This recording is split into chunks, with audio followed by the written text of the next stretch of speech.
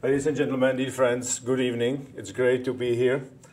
There's an old saying, if you are the smartest person in the room, you are in the wrong room.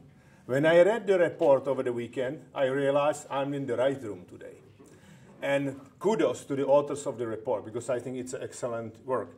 But let's talk a little bit how we can, use this, report to improve competitiveness of Europe. And I'll be a little personal. I was born in '62. And in '62, you could buy, one transistor for $1. How many transistors you think you can buy today for $1? Any guess? 1 billion. It's called Moore's law, and rightly enough, it's described in the report. And Moore's law is changing everything. Moore was the founder of Intel who said a lot of years ago that every 18 to 24 months, capacity of transistors on the chip will double, basically, which means that we are getting doubling computing power every second year. And ladies and gentlemen, that's changing, everything, not necessarily what we do, but how things will be done and who will those things done. Because technology, together with the skills, will make a difference. I had a speech 2 weeks ago at Harvard University, and I asked students, there were like 600 students, I said, is it Daimler car company or is it software company? And they thought I'm insane. And actually I said, I don't know, because 60% of the budget for that car is software already. It's 16 full-fledged computers.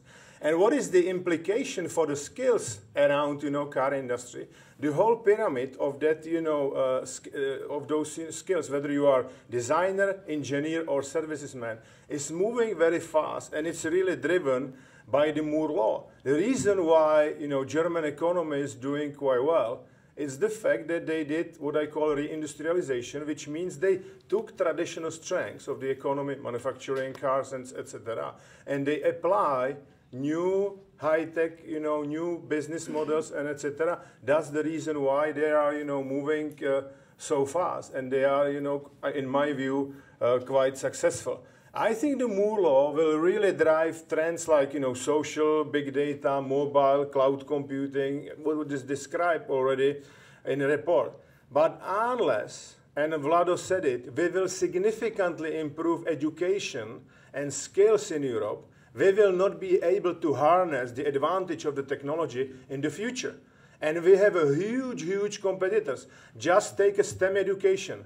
Europe, 15% of the overall student population, and India, it's 30%, China is 45%. And quality is pretty good, actually, because if you look at it, the way I'm looking, as if I'm software engineer by profession, the way I look at the quality of the mathematicians, you take OECD and you take 25% best students in that survey. China, 60% of the overall cohort. Europe between 12 to 15%. So there's a way to go, definitely, in terms of the education and the skills and the lifelong learning. And I believe that, education for coming next 10, 15 years needs to be mantra. Because it is a pity. I was last week in Barcelona. You've got 57% youth unemployment in that country. Almost half of that are, students with a university degree. In our industry, there's 900,000 ICT jobs which are not fulfilled today. So there's a gap. I think we have a structure issue there. So, and I think, with competitiveness, I'm former tennis player, and with the competitiveness, it's like with the sport, you need to run, if you want to be competitive, you need to run faster today than yesterday. And you need to run faster than the others. And sometimes in Europe, we are running faster today than yesterday. But we are very rarely running faster than the others, right? So we need to run faster and improve. There's a lot of challenges, demography, productivity, reforms we need to do. But all of those trends, which are described in that digital report for 2030, can be used in Europe's advantage, provided really that we improve education and skills of the people and improve that lifelong learning.